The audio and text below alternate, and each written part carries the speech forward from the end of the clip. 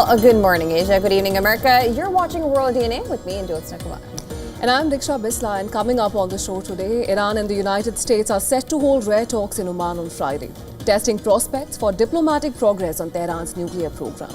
Well, the negotiations led by senior envoys from both sides come amid heightened tensions, and as Washington keeps military options on the table. We're going to get you all the details on the show today. Stay tuned.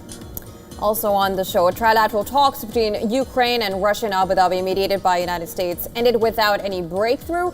However, Kiev has said that the talks will continue in the coming weeks. Now, the talks also saw Washington and Moscow agree to resume high-level military contacts as President Donald Trump called for a new nuclear treaty, reviving global arms control debates. A lot of things to unpack there. We begin with the headlines.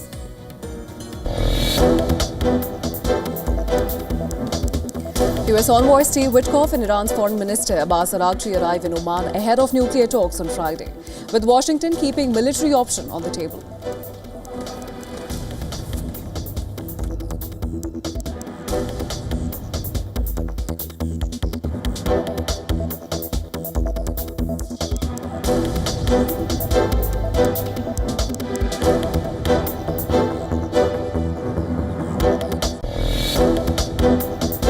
Russia and the U.S. agreed to resume military contacts following talks in Abu Dhabi to end the Ukraine war. Dialogue was suspended shortly before 2022's Russia's invasion. Trilateral talks on Ukraine will continue in the coming weeks.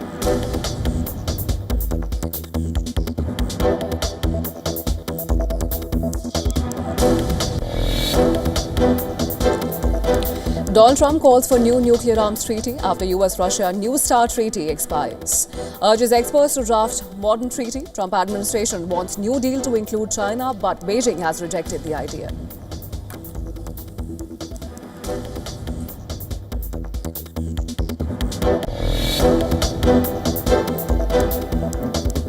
Israel carries out airstrikes on multiple Hezbollah weapon storage tunnels across Lebanon. IDF says secondary explosions following the strikes confirm the presence of weapons.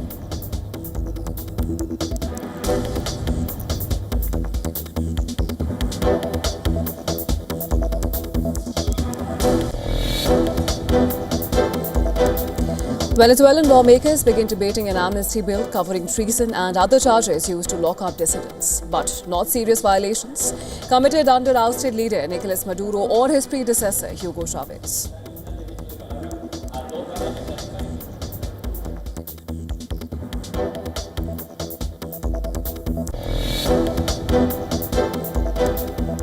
Cuba says it's open to talks with U.S., but only if they happen without pressure or preconditions. Its comments come amid threats from President Trump and Rubio, who have been calling for regime change in Cuba.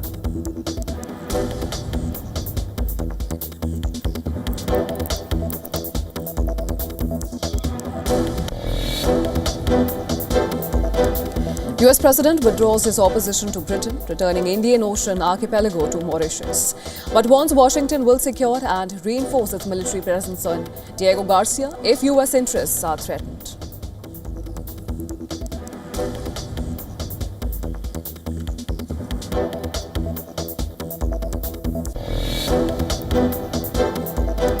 Japanese Prime Minister Sanae Takaichi will visit White House on March 19th, says U.S. President, praising her leadership ahead of weekend snap election. She is expected to win. The U.S. and Japan are expected to strike trade and security deal.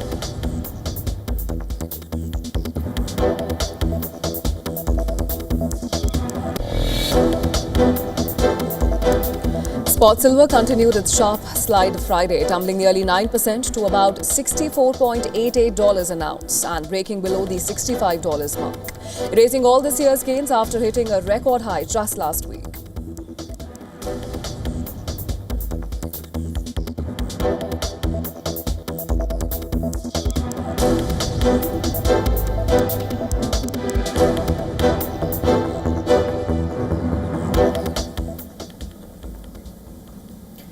And Iran and the United States are preparing for talks on Friday in Oman. The talks are taking place after days of uncertainty over the location, timing and the format. This will be the first such encounter between the two sides since the US strikes on Iranian nuclear sites last June.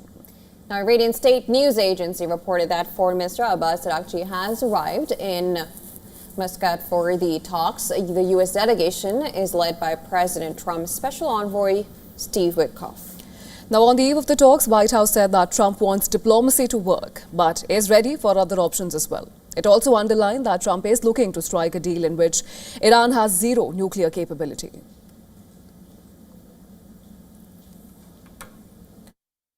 Diplomacy moving forward. The president has obviously been quite clear in his demands of the Iranian regime.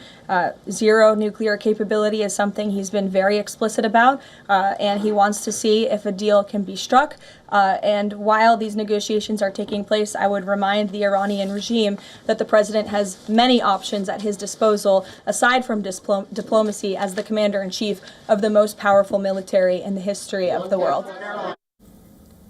The talks were originally scheduled to take place in Turkey, but they were moved to Oman at Iran's request, as Iran has insisted on keeping the talks on its terms regarding its nuclear program. Well, reports say that mediators from Qatar, Turkey and Egypt have presented a framework of key principles to be discussed. They reportedly include requirements for Iran to halt uranium enrichment for 3 years and transfer stock to a third country. Key points in the proposed framework reportedly also include restrictions on the use of ballistic missiles and the arming of Iran's allies in the region. Now, Iran has denied these reports, saying its position has not changed. It has insisted that the only topic on the table will be nuclear. Well, for its part, the U.S. has made it clear that any deal must include regulations on Iran's nuclear program, missiles, and Iran-backed groups. There had been tensions in the run-up to the talks over whether the meeting should also include regional countries. Citing unnamed Iranian officials, the New York Times said that the United States agreed the talks would exclude regional actors. It added that while the meeting would focus on the nuclear issue, it would also discuss missiles and militant groups, with the goal of coming up with a framework for a deal.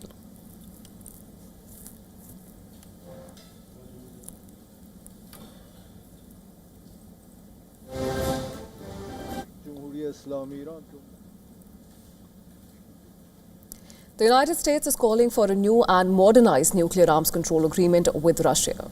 Now, the previous agreement with Russia has expired and prompting fears of a new global arms race. In a social media post issued on the day the pact lapsed, U.S. President Donald Trump said America should pursue a new, improved and modernized treaty rather than extend previous one called the New START Treaty.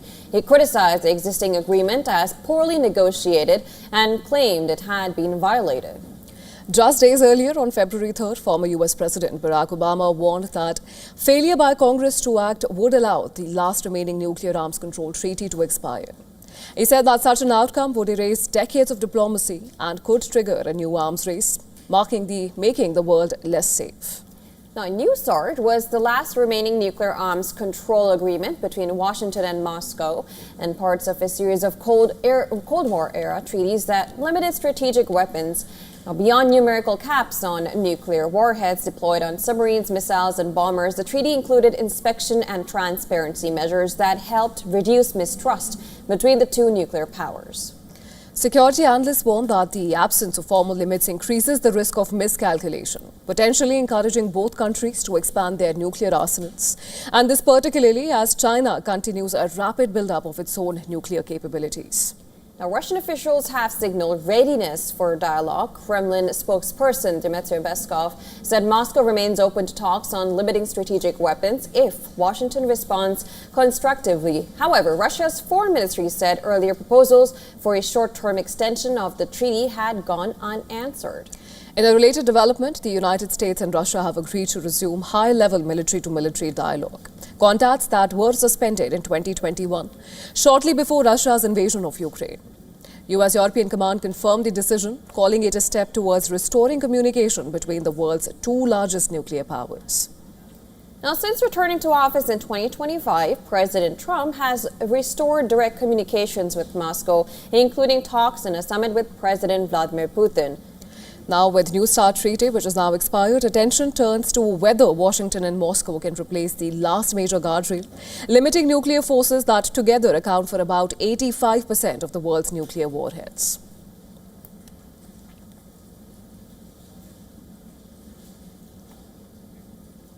And to give us more details, our correspondent Susan Theani sent us this report from New York.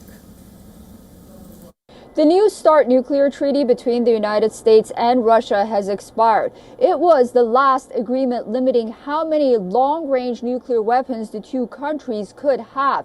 President Donald Trump ultimately chose not to extend it, saying instead he wants a new and stronger agreement, possibly one that includes China. But China, at least for now and so far, has refused to join any nuclear talks. This matters for more than just paperwork. Without this treaty, the United States and Russia lose inspection and transparency that helped avoid mistakes and miscalculations as well. Critics warn that this could increase the risk of a new nuclear arms buildup.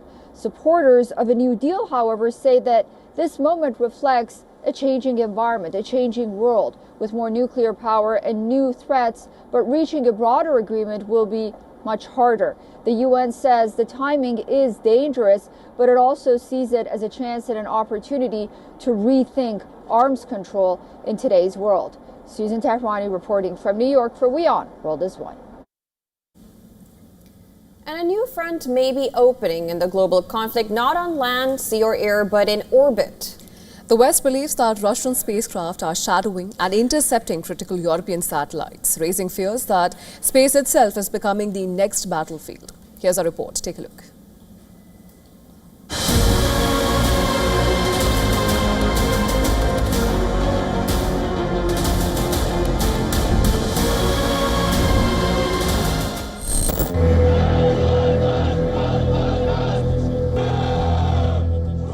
The tensions between the West and Russia are now entering a new realm.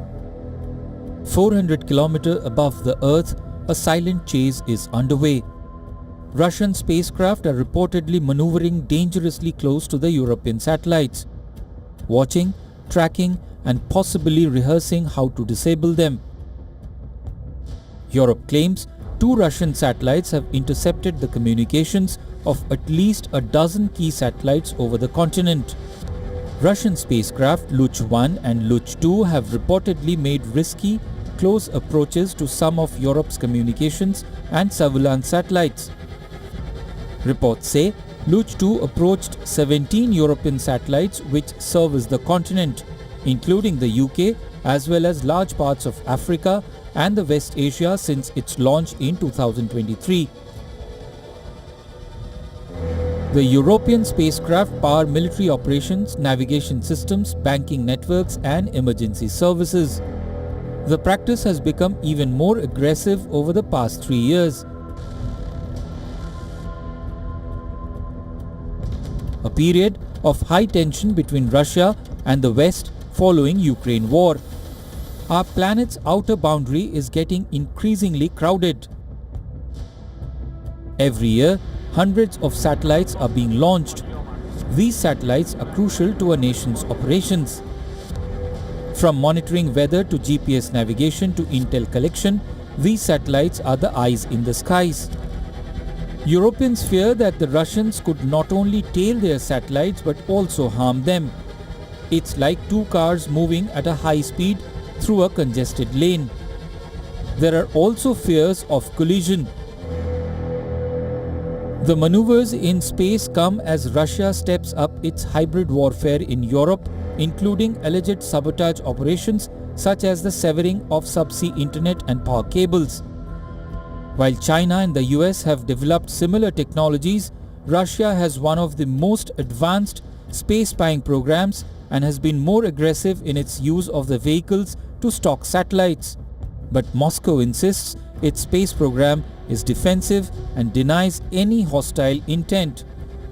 With no clear rules of engagement in space, the next major confrontation may begin far above our heads and could very well result in a full-scale conflict. Bureau Report, WION World is One.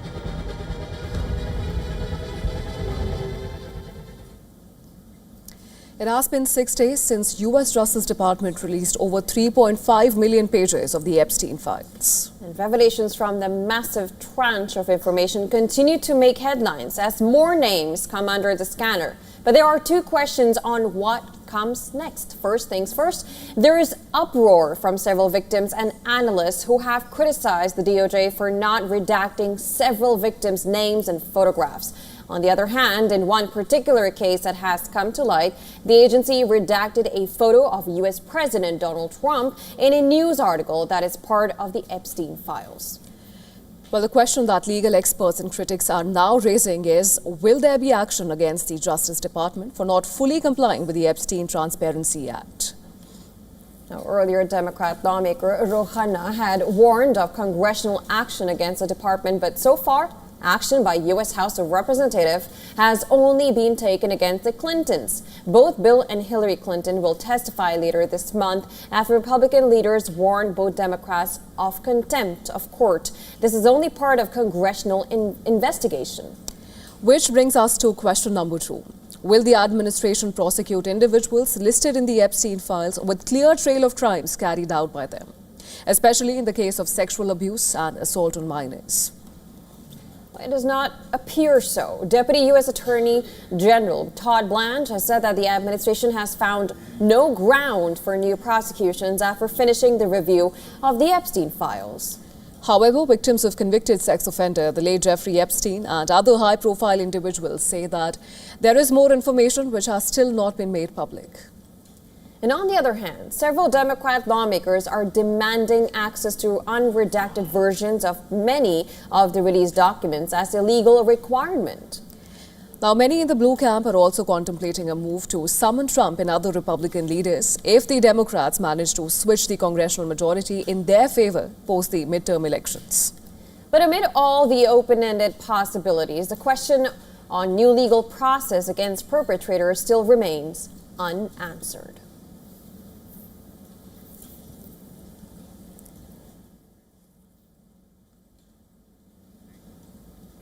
Well, U.S. President Donald Trump has softened his stance on a controversial deal in which Britain is set to return an Indian Ocean archipelago that hosts a key U.S.-UK military base to Mauritius.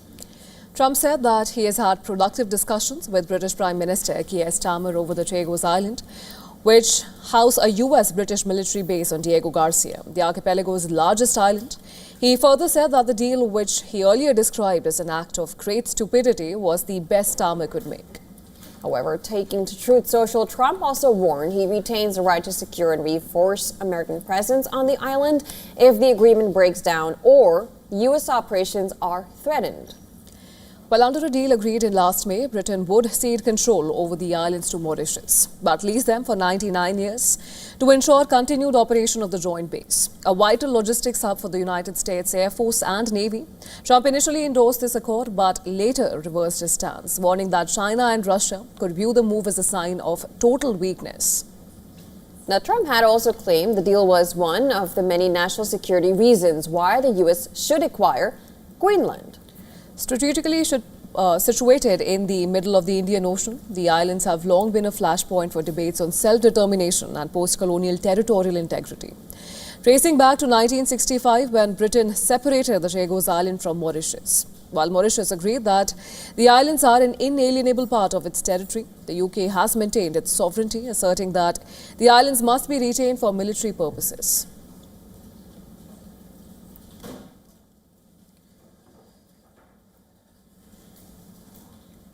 The Russia-Ukraine war and Trump's abandonment of the Washington-led global order has sparked tensions among NATO allies. A consensus is fast emerging in European capitals. The threat of a Russian invasion is closer than ever before, but a war game in Lithuania has just proved how ill-prepared Europe is. Now, according to a report in the Wall Street Journal, in December last month, NATO allies had simulated a Russian incursion into Lithuania.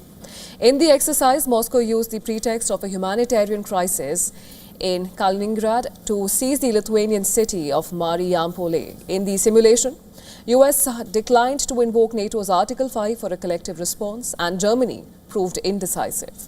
In the end, Russia established total domination over the Baltics within a couple of days. Now, according to the report, the outcome of the war game has led to heated discussions within Europe's security establishment. Russia's intensifying offensive in Ukraine has already pushed NATO's eastern flank on edge. Baltic states like Lithuania, Denmark, Poland, Estonia, and others have witnessed heightened drone activity and incursions over the last few months. And as the war in Ukraine rolls over into the fourth year, Europe is certain that Putin's territorial ambitions go beyond Ukraine.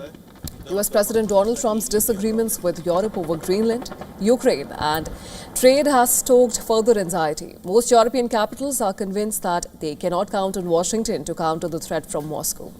Trump has already made it clear that he wants Europe and NATO to do the heavy lifting on defense.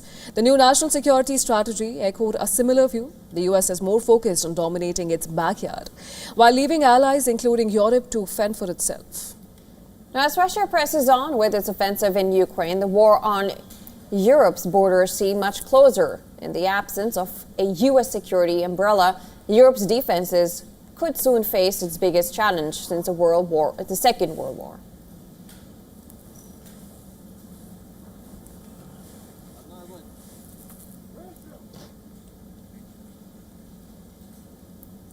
Now, Dubai is advancing closer to next-generation transport. It has launched fully autonomous RT6 taxi vehicles as part of its smart mobility ecosystem.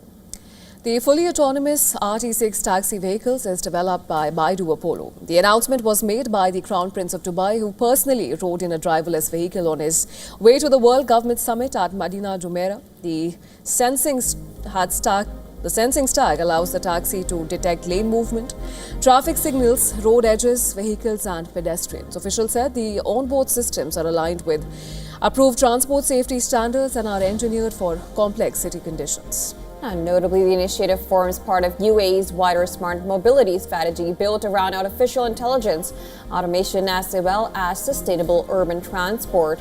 Well, authorities say that public service using the new autonomous taxi fleet will begin next month with 100 vehicles.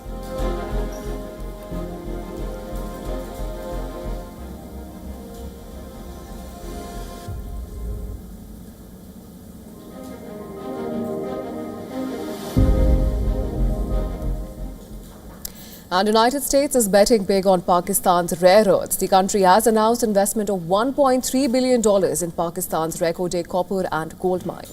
Now, the deal is part of a new strategic initiative called Project Volt. Now, Project Volt is designed to reshape the global rare earth market, and under this, U.S. will create a strategic reserve for these minerals. The move is similar to what U.S. did in 1970s when it created a strategic petroleum reserve after the infamous oil shock. Now, Reko is the only project outside the United States included in the initiative. Reko mine is located in the Chagai district of Balochistan, near Pakistan's border with Iran and Afghanistan. The region faces a severe water shortage, which greatly limits access to the essential resources for the people of Balochistan. Balochistan remains the poorest province in Pakistan, despite its wealth of natural resources. Now, the project has a long and complex history. A legal dispute in 2011 between Pakistan and a foreign mining consortium halted development.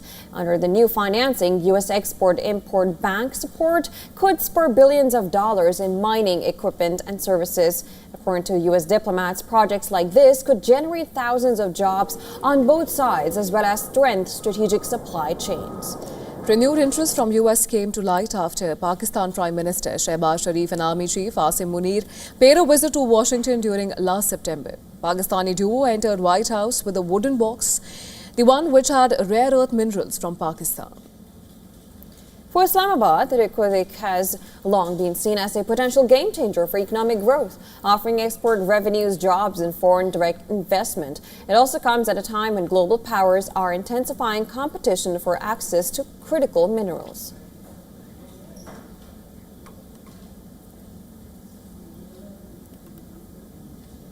All right, with that, we call wrap to, of course, the first half of DNA. We're all signed up on DNA on the other side. We'll be back.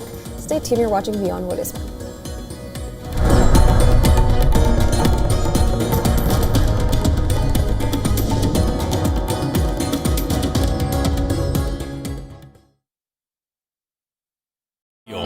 India's global voice, the channel that brings you the biggest stories from across the world through India's lens. Now available in more than 190 countries worldwide. because we believe that the world is one. Watch us in Africa, Europe, USA and Canada, South America, Asia Pacific, Middle East and North African regions. Also available on these digital platforms across the world. WION. World is one. As Steven Spielberg's Grammy win gets in the EGOT status, we look at the other members of Hollywood's coveted club. Know what's rocking the fashion world out of its comfort zone. And meet actors Aldous Hodge and Matthew Lillard as they talk about the second season of Cross. All this and much more with me, Diksha Bisla, on WION at these times.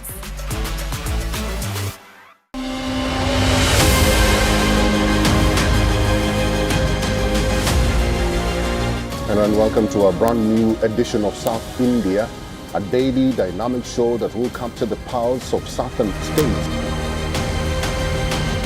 By blending the special stories, the breaking alerts and the culture developments as well.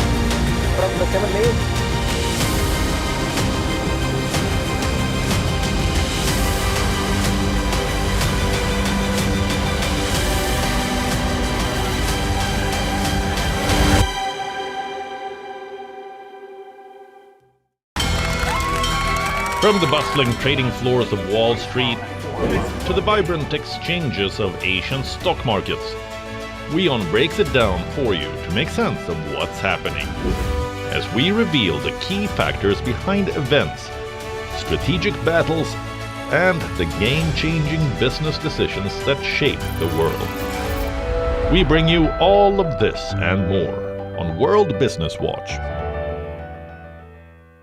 Rashtriya Swayamsevak Sangh. To some, it's an extreme ideology. To others, it's the very soul of India.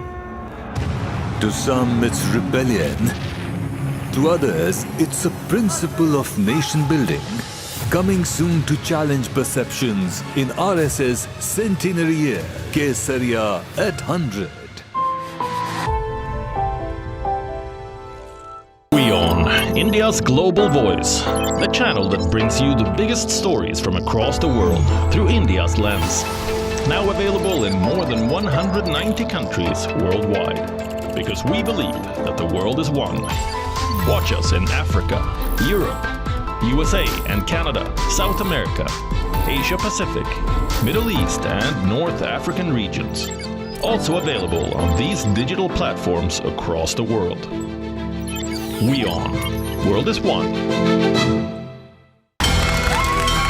From the bustling trading floors of Wall Street to the vibrant exchanges of Asian stock markets, WION breaks it down for you to make sense of what's happening. As we reveal the key factors behind events, strategic battles, and the game-changing business decisions that shape the world. We bring you all of this and more on World Business Watch.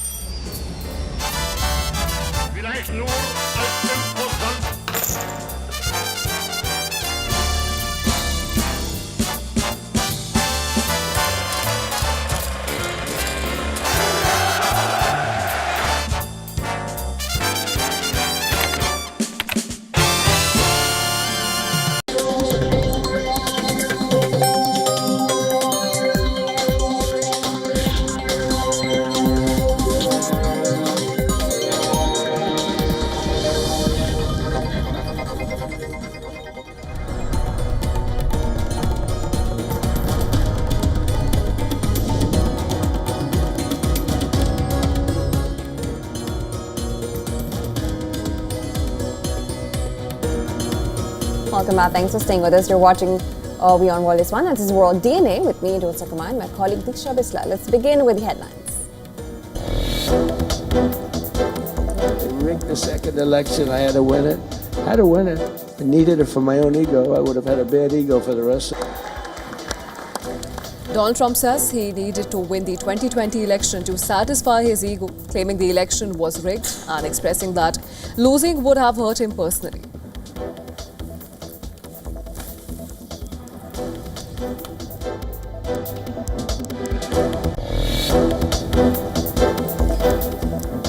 U.S. envoy Steve Witkoff and Iran's foreign minister Abbas Araghchi arrive in Oman ahead of nuclear talks on Friday, with Washington keeping military options on the table.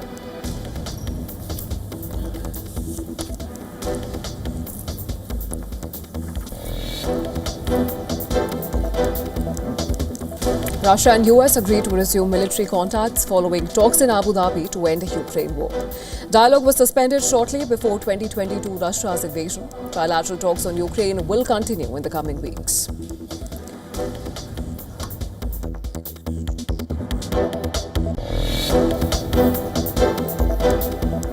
Donald Trump calls for a new nuclear arms treaty after U.S.-Russia New START treaty expires.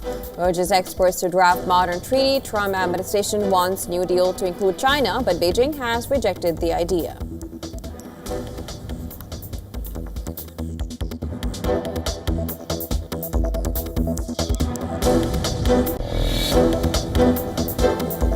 German Chancellor Friedrich Merz arrives in Qatar's capital Doha as part of Gulf tour that also includes Saudi Arabia and UAE. Holds bilateral talks with Qatar's Emir Sheikh Tamim bin Hamad Al Thani.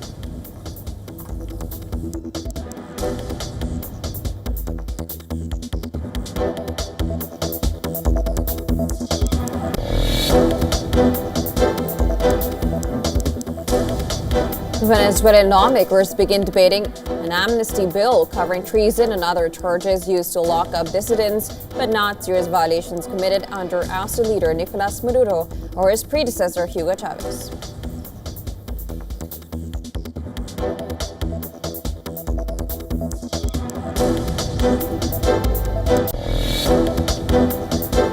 Japan's Kashiwazaki Kariwa nuclear plant to restart on February 9th after a minor alarm glitch halted its first restarts till 2011 Fukushima disaster. The glitch did not affect the safety of the plant.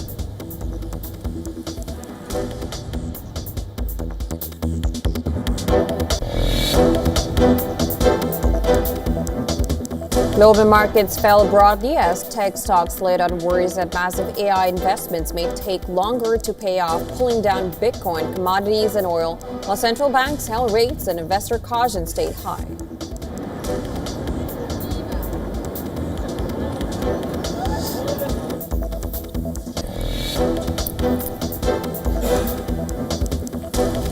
Royal Challengers Bengaluru chase a record 204 to beat Delhi Capitals by 6 wickets and lift their second Women's Premier League title.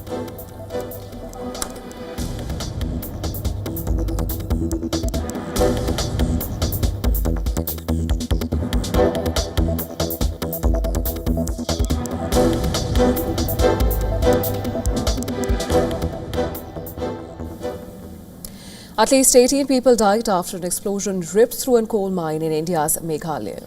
Rescuers are digging through the rubble to find out if more miners are trapped. A district official said that it was an illegal rat hole mine. And according to initial reports, the blast occurred inside a coal mine, resulting in its sudden collapse. The explosion is suspected to be caused by a dynamite, a material used to officially break apart rock and coal seams. The mine is located in the mountainous region in Meghalaya. Thick forest cover in the area makes it difficult to carry out search and rescue operations. SDRF and NDRP teams have been dispatched to the site to carry out rescue operations along with the state police. Meghalaya's Chief Minister, Conrad Sangma, has said that individuals involved in the illegal mining will be prosecuted and illegal minings will not be tolerated. Or we will take action against all those who are involved, and at the same time urge all who are involved in any kind of mining activity that scientific mining is now open and they should not, I repeat, they should not engage in any more of any kind of illegal activities which endangers life. Prime Minister Modi also expressed grief over the incident. He also announced ex gratia of 2 lakh rupees to the deceased and 50,000 to the injured. President Draupadi Murmu also conveyed her heartfelt condolences to bereaved families. This story is developing and more updates are awaited.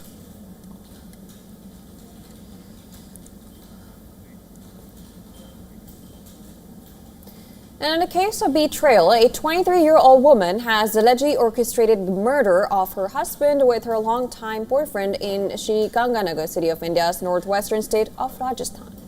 Well, what appeared to be a case of robbery turned out to be a heinous conspiracy by the wife to kill her husband. That too just 3 months after the wedding took place. The incident occurred on the night of 30th January when Ashish, a 27-year-old B.Ed student, went for a walk with his wife after dinner. Now, the police officials have identified the accused wife, Anjali, her lover, Sanjay, and his friends, Rohit and Siddharth, who were arrested on Tuesday.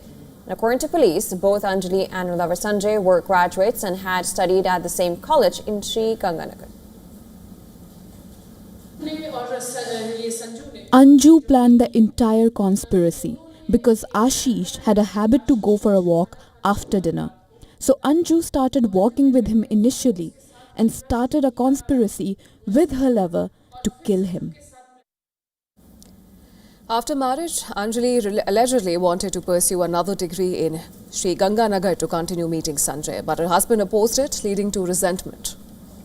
Now, after carrying out the elaborate plot to be with her boyfriend Sanjay, Anju tried to pass off Ashish's killing as a robbery. However, the post-mortem report and Anjali's phone records exposed the entire conspiracy. Now, 6 days after Ashish's murder, his house remains shrouded in grief. Anju's father-in-law says that the girl was well behaved with everyone and no one had any idea that something this big would happen. Anju's behavior had been very good towards everyone since her marriage, but no one had any idea that such a big conspiracy was brewing in her mind.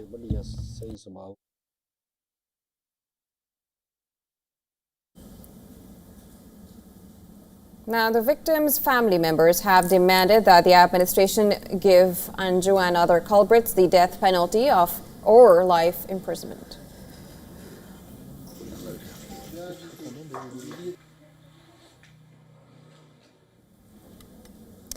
Throat swabs has unlocked a new puzzle for health experts. Now, of course, Bangladesh logs mystery cases mimicking Nipah. Scientists are now racing to decode a mystery that has been hiding in plain sight. For years, clinicians have tracked the deadly Nipah virus, but new genomic sequencing has unmasked a different intruder. A novel bat-borne orthoreovirus known as PRV. So scientists reviewing stored throat swabs from patients originally suspected of having Nipah found that 5 individuals were actually fighting this entirely different emerging threat. This is a wake-up call for global health surveillance. The initial cases in Bangladesh were found negative for the Nipah virus. But when the samples were put through genetic sequencing, the scientists detected PRV. The researchers were able to grow virus in culture from the samples of 3 patients. All patients had recently eaten raw date palm sap, which is also a food source for fruit bat and the main route for NIV, spillover from bats to humans. The finding raises concerns about hidden zoonotic threats in regions where Nipah is endemic. Now, the discovery comes just as India successfully declared a high-stakes victory against a Nipah outbreak. 2 cases were identified in West Bengal. Further, Indian health officials found 196 contacts linked to the confirmed cases. They were identified, traced, monitored, and tested, with all tests for the virus negative. But while India's containment of Nipah offers a blueprint for success, this new discovery in Bangladesh proves the viral landscape is far more crowded than previously thought.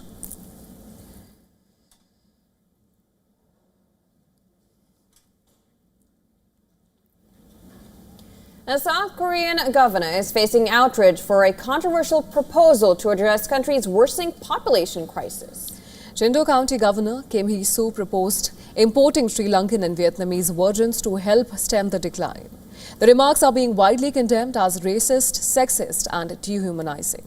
And during a live-streamed town hall, Governor Kim said rural areas are facing what he called an extinction crisis and went on to propose importing women to marry bachelors. The remark immediately sparked shock and anger. Kim had to apologize, saying he chose his words poorly. South Korea's population crisis is stark. The country is grappling with the world's lowest birth rate.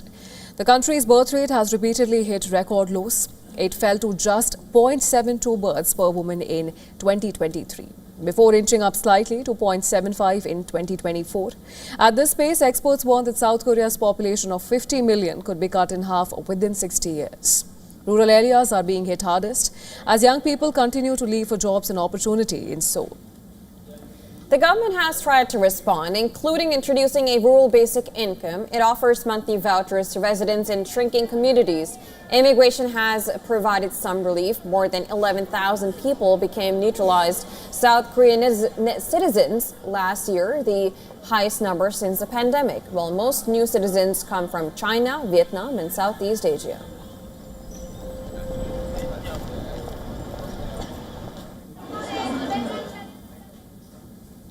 As the Chinese Lunar Year approaches, horse-themed decorations are flying off the shelves at the Yiwu International Trade Market in eastern China.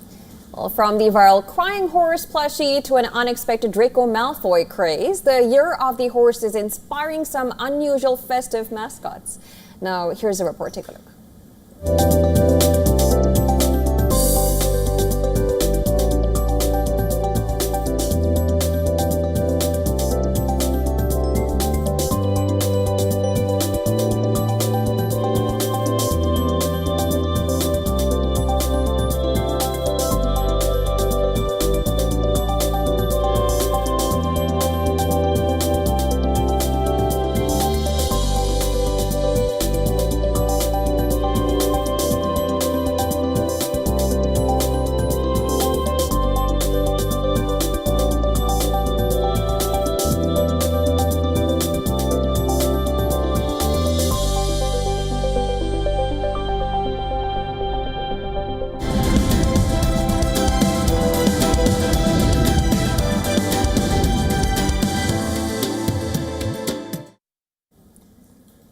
The three-day Reserve Bank of India's meeting ends on Friday, and policymakers are expected to keep rates on hold. This comes after a fairly deep easing cycle and sustained liquidity infusion. In this next report, we look at how the RBI is expected to remain vigilant even as the global backdrop improves. Take a look. The RBI faces a more supportive external backdrop even as global macro and market narratives continue to swing. This is aided by the start of US-India trade resolution, which should help stabilize the current account. Foreign inflows and the rupee. For the RBI, the economic survey highlighted the deepening concerns to growth from global risks. However, the start of the thaw in India-US trade relations brings some relief for India's central bank to focus on higher inflation bets. This week, US President Donald Trump announced an agreement to lower tariffs on Indian exports to 18% from 50%, which kicked in August last year. With inflation likely to edge higher and underlying growth drivers remaining mixed despite a resilient headline GDP, the trade deal gives the RBI some breathing space. Monetary transmission, however, remains weak and continues to be the key policy constraint. This is despite the RBI cutting rates by a total of 1.25% since February last year, bringing the key repo rate to 5.25%, its lowest level since July 2022. While banks usually pass on rate hikes almost immediately, the transmission of cuts take longer to reach end consumers. The RBI is elbowing and nudging banks to cut borrowing costs and boost demand. Meanwhile, India's chief economic advisor said the economy could grow even faster than the government's earlier upgraded forecast after the US substantially lowered tariffs on the country's exports. V. Anantha Nageswaram, the chief economic advisor to the government of India, said, and I'm quoting here, "We are looking at probably something close to this year's growth estimate of 7.4%. This is my first guess, but I need to go back to my spreadsheets." In the economic survey released last week, he had forecasted 6.8% to 7.2% growth. In response to a question on higher energy prices if India stops buying discounted Russian oil, the chief economic advisor said, crude prices of $60 to $70 a barrel are not something historically problematic for the Indian economy. Nageswaran, however, declined to comment on the specifics, including how India would scale up purchases from the US over the next 5 years. Instead, he said, lower US tariffs removes a key external risk to India's growth, which was a key concern highlighted in the economic survey. For India, this will ease pressure on exports and investment amid fragile global demand. The shift would make India more attractive to global companies looking to set up manufacturing bases to supplement China-centered supply chains. It also reinforced India's push to sustain high growth and made the goal of turning India into a developed economy by 2047. Economists and international bodies are also poised to revise their growth estimates for Asia's third largest economy. Business Bureau, WION World is One.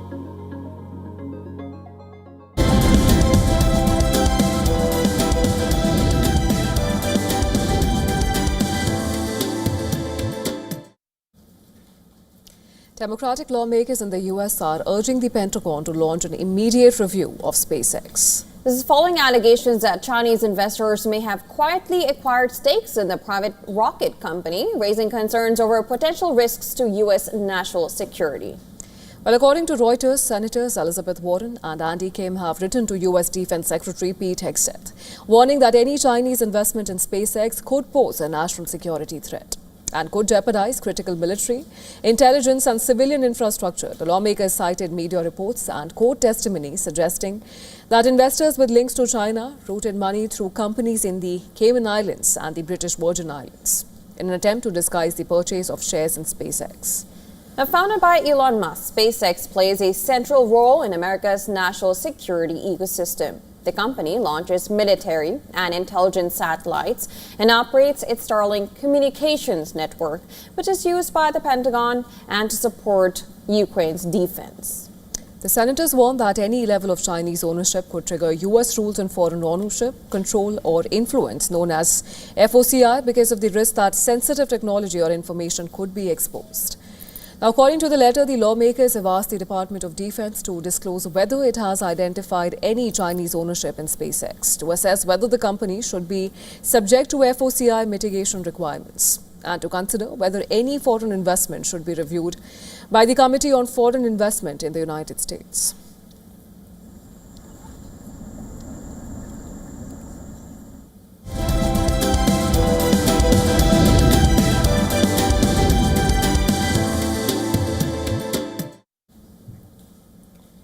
Now, even though Pakistan remains firm on their stand that they won't play India at the T20 World Cup, India's T20I captain Suryakumar Yadav has confirmed that the defending champions will fly down to Sri Lanka as scheduled for their group stage match on February 15th.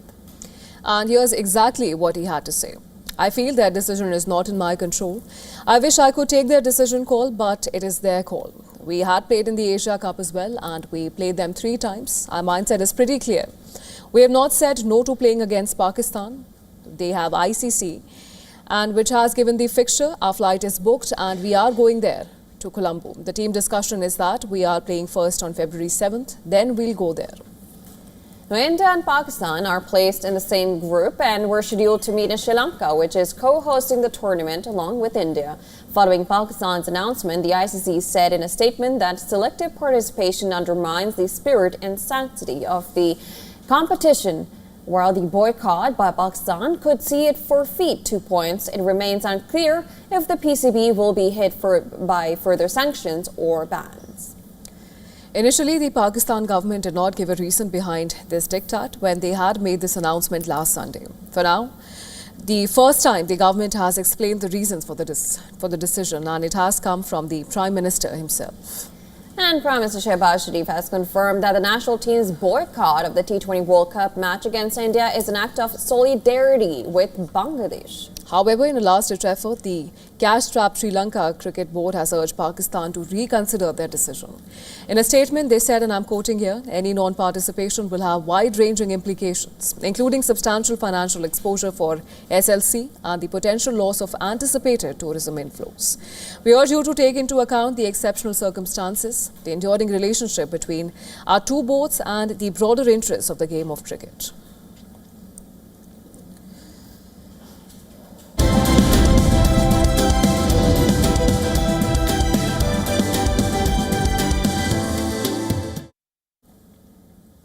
A former advertising executive who got diagnosed with stage 4 cancer and died in 2023 decided to turn his life's biggest challenge into a humorous film.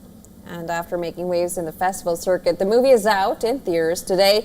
Filmmaker Tony Benna hadn't worked with his friend Andre Ricciardi in 5 years until he decided to reach out to him with a new project. He had an idea to turn his stage 4 colon cancer diagnosis into a comedy film. While Benna was taken aback by the announcement, he was also concerned as to how can cancer be funny. But after a brief conversation, the duo decided to team up on Andre is an Idiot, a raw documentary following Ricciardi as he came to terms with his terminal illness. The title stems from Ricciardi's mistake of passing up on a colonoscopy. This was the year before he found out that he has cancer. Well, the movie documents the dark phase of Ricciardi's life through a different lens here. It captures his final years as the late advertising executive, dealt with his progressing cancer, but also used humor to prepare for death. Among the many poignant aspects of the film, it shows a death yell teacher who helped Ricciardi practice his last words. Obviously, with something like cancer, and then with a character like Andre, there's really high highs, but there's also really low lows, and they present themselves very often throughout the process. So, we'd have 2 months of amazing laughs, and then we'd have a month of a lot of fear and sadness, and then the next month would be amazing laughs again. And so, we just we rolled with it. But yeah. Well, apart from following Ricciardi around, the documentary also features interviews with his family members, including his wife and their daughters. What Andre and Benna set out to do was to help people initiate conversations about what's really going on in one's life. Benna believes that it's therapeutic to joke about the hard situations in your life, and Andre has given viewers an opportunity to reach out to their loved ones who might be going through something similar in their life. After its premiere at the 2025 Sundance Film Festival, where Andre is an Idiot won the Audience Award, the movie is out in the UK cinemas today.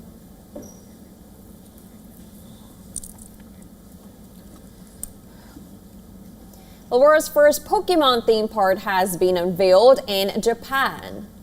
The country where anime originated is now taking craze of Pokemon to boost tourism. Brace yourself for an electrifying experience as Pikachu welcomes you to the Pokemon Park. Take a look at this next report.